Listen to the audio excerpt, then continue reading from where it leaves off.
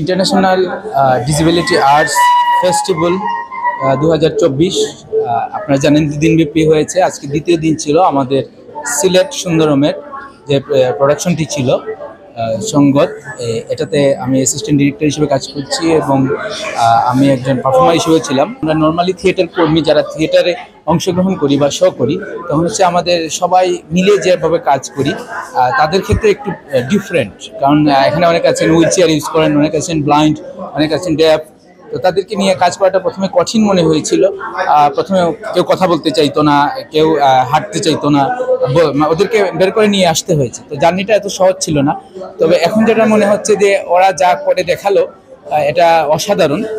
ওদেরকে যদি আমরা আমাদের সাধ্যমতো আমরা বের করে নিয়ে আসতে পারি, তাহলে ওদেরকে দিয়ে আরো অনেক বড় কিছু হবে। প্রথমত আমি হচ্ছে ঢাকা থিয়েটারের সদস্য, 40 বছর যাবৎ আছি ঢাকা থিয়েটারে। সুন্দরমের সাথে আমি ওতপ্রোতভাবে জড়িত, যেখান থেকে এই প্রতিবন্ধীদের নিয়ে নাটক করা হয়। আমি নিজে ওয়ার্কশপও করিয়েছি এদের।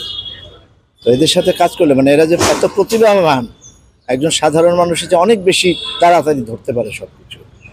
এবং এই যে আমাদের নাসিরুদ্দিন ইউসুফ বাচ্চু ভাই ব্রিটিশ কাউন্সিলের সাথে যে কাজটা করছে, এটা আসলে অসাধারণ একটা কাজ। কারণ হচ্ছে এইরকম চিন্তা কিন্তু কেউ করে নাই এইভাবে, যে এই প্রতিবন্ধীরা যে ঘরে বসে থাকে অথবা যে হুইল চেয়ারে থাকে অথবা কথা বলতে পারে না, তারা মানুষের জনসম্মুখে দাঁড়াবে বা মানুষের সামনে দাঁড়িয়ে অভিনয় করবে, একটা শিল্পকর্মের সাথে জড়িত হবে।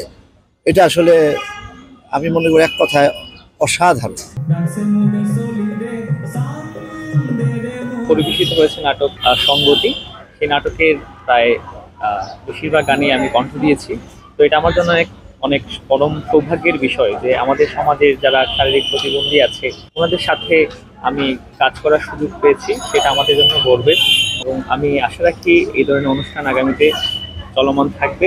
সংগতি নাটকটির সঙ্গীত পরিচালক হিসেবে ছিলাম।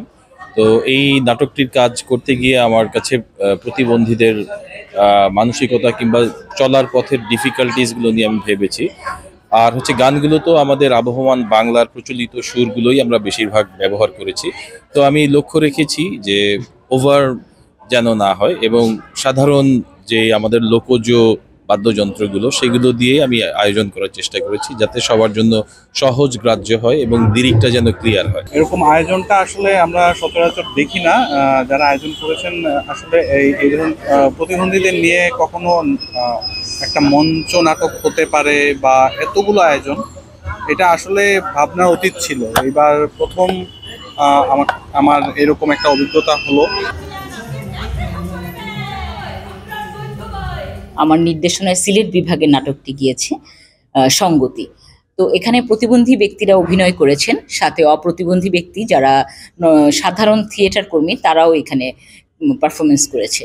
তো আমি তো আসলে গ্রে আইয়ে ইন্টার্নশিপ করেছি ডিসেবিলিটি আর্টের উপরে। তো সেইখানে আমাদের যে প্রতিবন্ধী ব্যক্তিদের সঙ্গে যেই কৌশলগুলো অবলম্বন করা হয় নাটক করার জন্য, আমি সেগুলোকে অনুসরণ করার চেষ্টা করেছি। এখানে পারফর্মার ছিল 15 জন, তার মধ্যে 5 জন হচ্ছে অপ্রতিবন্ধী ব্যক্তি আর বাকি 10 জন প্রতিবন্ধী ব্যক্তি। এখানে আসলে সরকারকে এগিয়ে নিয়ে আসতে হবে। আমার ব্যক্তিগত আগ্রহ ছিল ঢাকা থিয়েটারের সদস্য হিসেবে যতদিন কাজ করেছি, আমি 2013 থেকে এই ডিসেবিলিটি আর্ট নিয়ে কাজ করছি। আমি ডিসেবিলিটি আর্টস রিডিফাইনিং এম্পাওয়ারমেন্ট, ওখানে লিড ফ্যাসিলিটেটর অর্থাৎ প্রধান প্রশিক্ষক হিসেবে কাজ করেছি 2 বছর এবং 8টি ডিভিশনে আমি একাই গিয়ে ট্রেনিং করিয়েছি থিয়েটার শিল্পীদের এবং প্রতিবন্ধী শিল্পীদের, যে কিভাবে থিয়েটারটাতে ওনারা দুটো টিম একসঙ্গে কাজ করতে পারবে।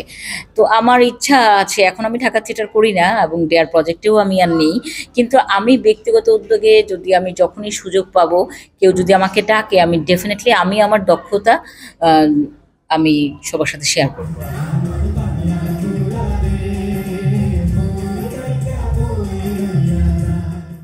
সংবাদ, ফিচার ও অনুষ্ঠানের জন্য ভিজিট করুন সংবাদ প্রকাশের ওয়েবসাইট এবং যুক্ত থাকুন ফেসবুক পেজ ও ইউটিউব চ্যানেলের সঙ্গে।